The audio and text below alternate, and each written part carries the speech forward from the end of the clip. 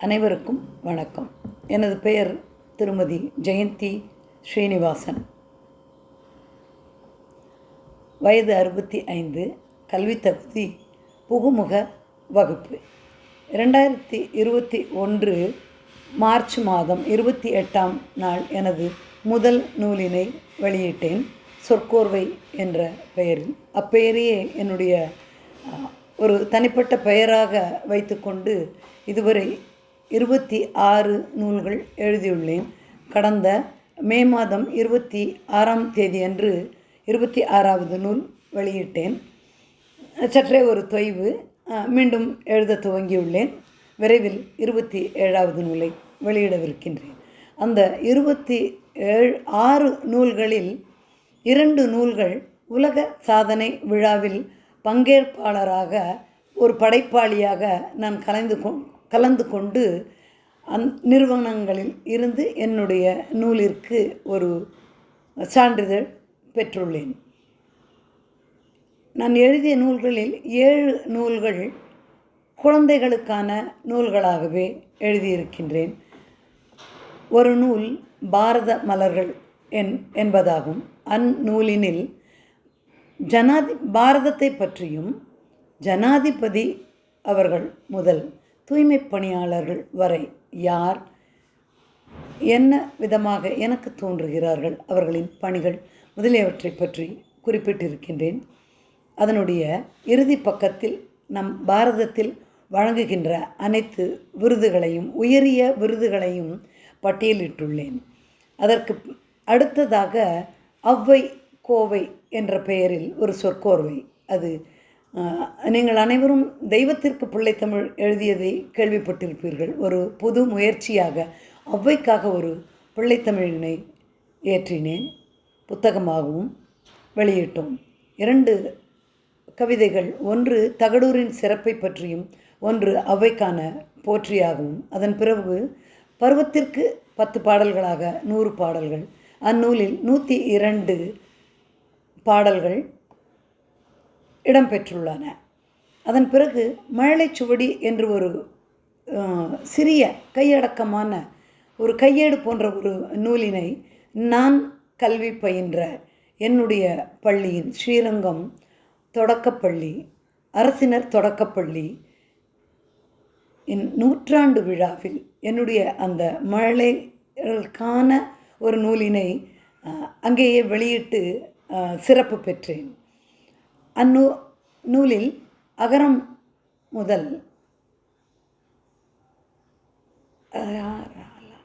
வௌ எழுத்து வரையிலான எல்லாவற்றையுமே, அதாவது அகர வரிசையும் வர்க்க வரிசையிலும் வரக்கூடிய அனைத்து எழுத்துக்களிலும் ஒரு வரி என்று எடுத்துக்கொண்டு அமைத்திருந்தேன். அவ்வாறு எழுதுவதை நான் எனது தனி பாணியாகவே கொண்டுள்ளேன். அனைத்து நூல்களிலுமே அப்படித்தான் என்னுடைய கவிதைகள் அமைந்திருக்கும்.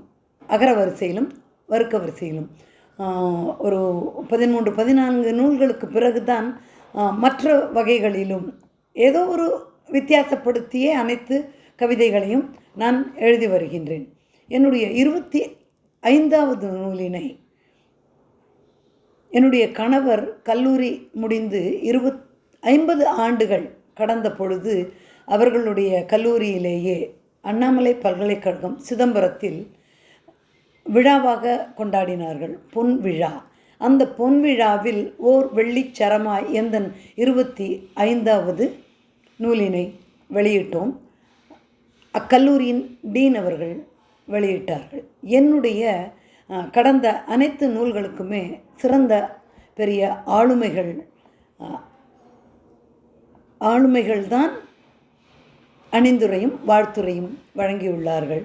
முதல் நூல் மட்டுமே பதிப்பாளர் தன்னுடைய கருத்தினை எழுதி அணிந்துரை வழங்கினார். அப்பொழுது எனக்கு அணிந்துரை வாழ்த்துரை எல்லாம் வழங்க வேண்டும் என்பது, வாங்கி அதில் பதிவிட வேண்டும் என்பது தெரியாததனால் 2வது நூல் பக்தி நூலாக வெளியிட்ட பொழுது எங்களுடைய ஆச்சாரியன் ஸ்ரீமத் வராக மகாதேசிகன் யதி சின்னாண்டவன் அவர்கள் ஸ்ரீமுகம் அளித்து தன்னுடைய நல் அனுகிரகத்தை வழங்கி என்னை வாழ்த்தி அருளினார்கள்.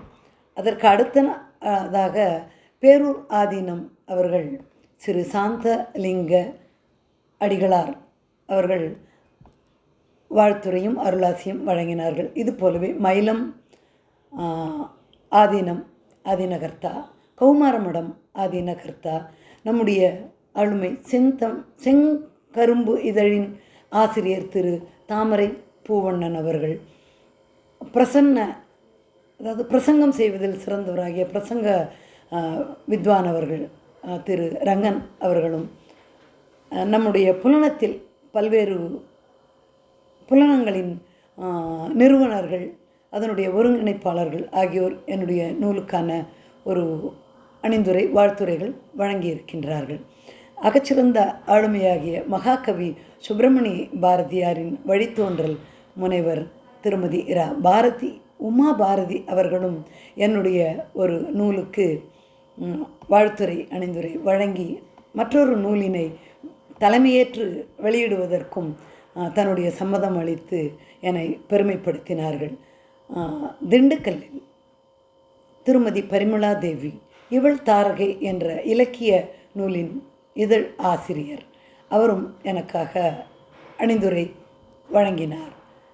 மதுரை பல்கலைக்கழகத்தில் ஆங்கில பேராசிரியராக இருக்கின்ற திரு நரசிம்மன் தற்பொழுது ஓய்வு திரு நரசிம்மன் அவர்கள் என்னுடைய அந்த நான் குறிப்பிட்ட பாரத மலர்கள் என்ற நூலுக்கு தன்னுடைய முன்னுரையையும் தன்னுடைய வாழ்த்துரையையும் வழங்கி என்னை பெருமைப்படுத்தினார்கள்.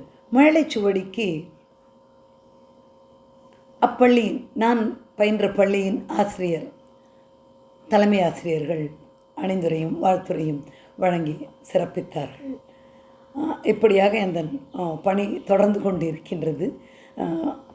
இயலும் வரை முயலும் வரை நான் எழுதுவதை தொடர வேண்டும் என்பதே எந்தன் இலக்கு. அதாவது எழுந்தால் தமிழினை எழுது, எழுது, சுவாசிக்கும் வரை வாசி. இதில் தூ என்பதை அடைப்புக்குறிக்குள் போடுவதும்